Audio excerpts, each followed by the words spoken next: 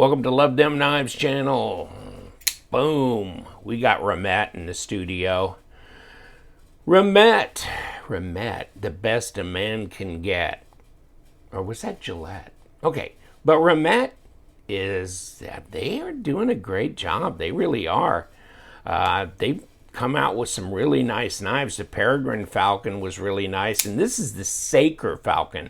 So a Saker Falcon is slightly larger than a Peregrine Falcon. I mean, bird-wise, the bird. And but this is the Saker Falcon. It comes with some different variations. So this is a variant that has this green kind of carbon fiber going on as an inlay into the titanium frame. And you know what? Let me check this real quick because I didn't before. Let me find my little number 8 here. Yeah, okay. So, yeah, we got number 8. Is that on the pocket clip too? Yeah, number 8. So we got number 8s here on the body. That's nice.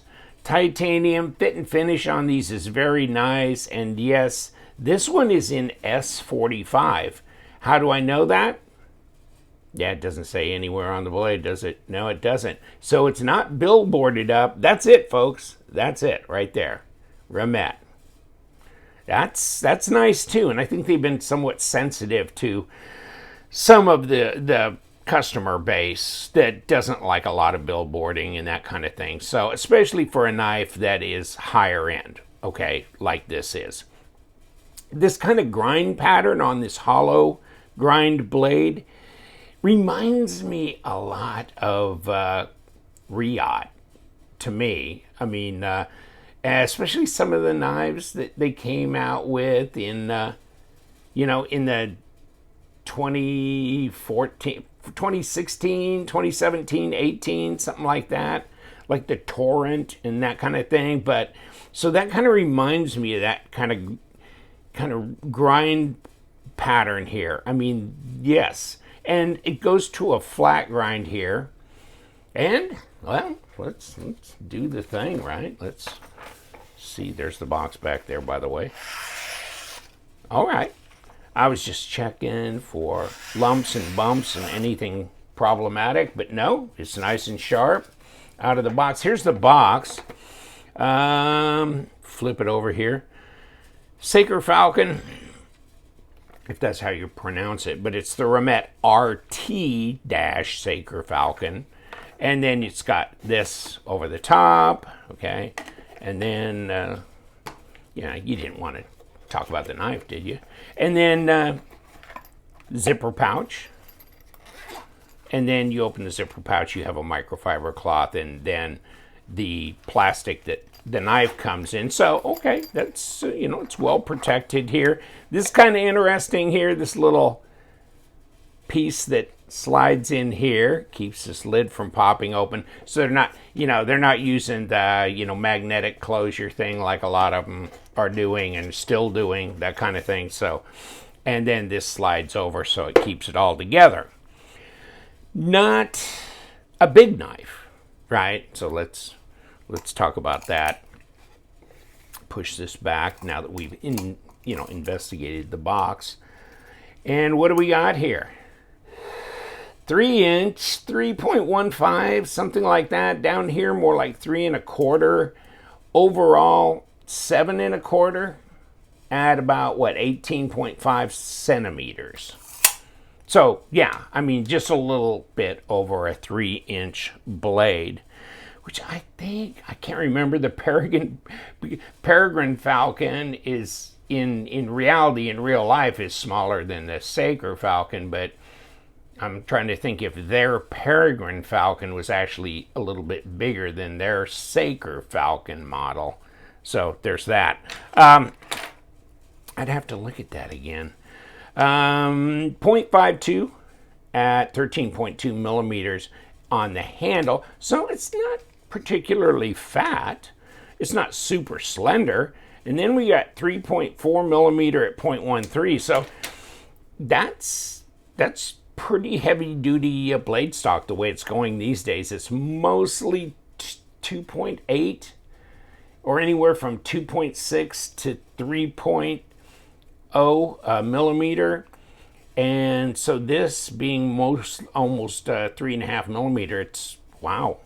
Of course, I remember in the, back in the 2016-17 days, that was, God, like almost 10 years ago.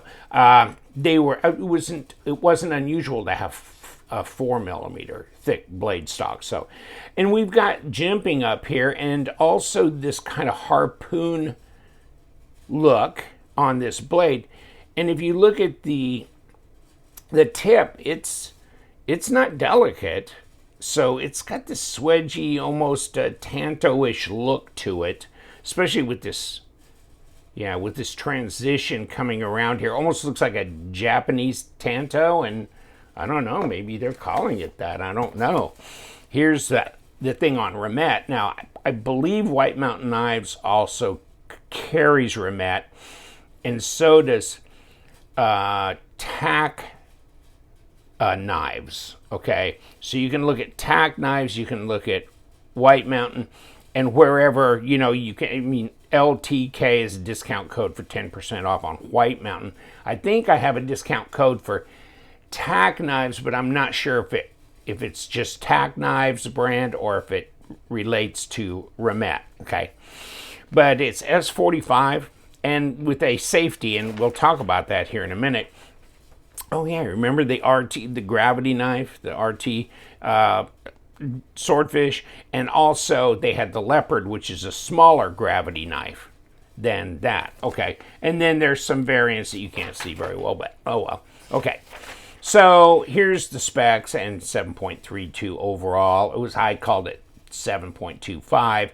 And blade length, they're calling it 2.99. I'd say it's 3.15, so we can argue about that. 4.8 ounces, what they're saying, and we haven't done that, hollow grind, etc.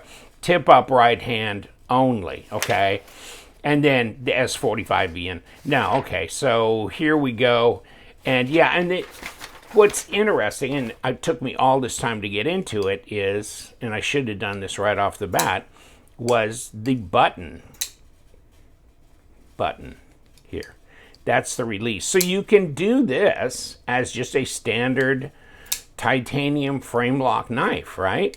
But notice on the back side you have this lock. Now, it doesn't work when it's closed, and it's not supposed to. It's supposed to work when it's open, and then it keeps you from being able to disengage this or this, right? So you cannot you cannot close it. Okay, then you got to disengage the safety, and then you can drop the blade however you want. You can open this knife with the flipper tab, which is jimped, and you can push button this, okay? So you can do that. And then, of course, you can middle finger flick this thing open like that. You can drop it like a normal frame lock, or you can drop it with the button and keep your fingers out of the way, all right? And then you can actually just open and close it with the button as well if you want to. And so if you look at this in here, yeah, you have a thing coming through here, and what it's doing is it's closing, it's opening, and allowing this to close. So this button is operating this frame lock. So it's a button-operated frame lock. That's kind of weird, isn't it? Yeah, but you can undo this, and you could take this apart if you wanted to. And but it's really interesting. So it's got some kind of a spring in there, and then a piece that's going across that is interfering with that, and you can kind of see it moving. But it's doing that, it's opening this up, so it's allowing it to operate just like that. Isn't that wild? So you want a regular frame lock? Okay, you can ignore the button. Or you don't, you want a button pivot, button lock, you can do that too. It's pretty slick, pretty slickster. This is not the first button actuated one that they've done. So ounces, 4.8 4.2. Okay. 119 grams. So 4.2 is not a super lightweight for a knife this length, but it's not heavy either. And, you know, it's got some substantial stuff here. I mean, especially with, you know, the 3.5 millimeter thick blade. And then this is a lot too. All this titanium in here. The titanium backspacer, and there's some jimping on there. Then this is for the lanyard in here. So it's kind of cut away as you come through here and around. And then the pocket clip has a number 8 screw in here as well. But at least it's not just a straight, you know, pocket clip here. It does have some flair to it, and I like that. So it really gives it an extra kick to do that. This may or may not be, you know, your cup of tea with this. As far as disassembly goes, you really don't need to get into that. If you wanted just to open up the bearings to lube them or clean them or whatever, then you're really not going to have to get involved in this. But it's there if you want to use it, and you might, you know. So it's handy because you can just kick it like that, and now you know it's not going to give out on you and collapse or anything, you know. And so, boom, right there, extra safety, nice there. And then so many different ways to open it up, middle finger flick, this flipper tab, or the button. However you want to do it, but it's 3 different ways of doing it with a hollow grind, but not difficult to strop or sharpen because it's, you know, it doesn't have a recurve or anything to it. And then you've got a little choil here, which can get you up a little closer on that blade if you want, but, you know, also gives it a little bit of separation in here for if you're sharpening and that kind of thing. There's machining along here that gives you extra traction as well, and on this side as well. The overall design I like. Check this. I mean, it rolls right into the bolster. Blade to handle length looks like all they could do there, and it's centered. When it does, you know, lock up here, that's probably 35% or really 40%. And then, of course, this lock can hold it in place so you don't have to worry about that. It drops very nicely. They're saying ceramic bearings in there on that as well. So, feels good in the hand. It's very carryable. It's S45VN. And yeah, they make quality knives. I did test their M390, and they were in the green zone of, on the north side of 60 to 60, somewhere in that zone of 60 to 62. I can't remember off the top of my head. But yes, it tested as a real M390 in case you're not familiar with Remette knives and that kind of thing. But I think most, you know, of the reviewers that I'm aware of have said nice things about Remette. And they have come on in the last few years. 5 years ago, they were virtually unknown. Now, I think they are right there with anyone. They're just kind of their own thing, right? But it's kind of a thing like Vosteed knives, too. Vosteed's kind of doing their own thing. They just don't seem like a Kaiser Concept, Civivi, Bestech type thing.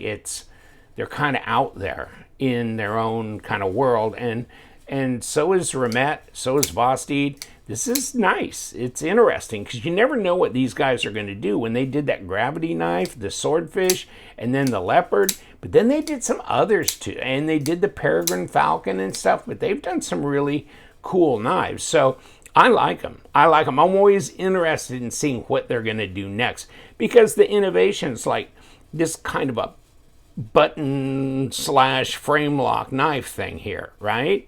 And then willing to use other types of steel like S45. I don't think they've, oh my God, I'm not sure if they've done a Magna Cut.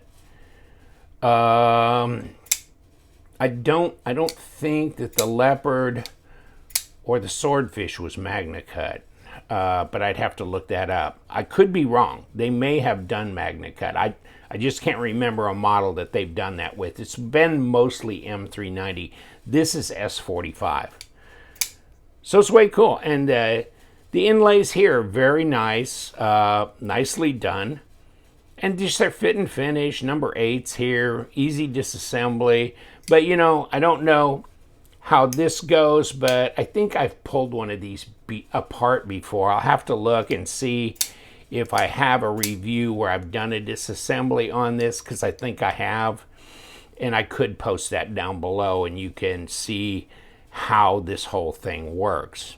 All right. There she is. The Saker Falcon from Remette Knives. I'll leave a link down below for several of the retailers that may carry them, and you can check them out. And you guys, stay sharp.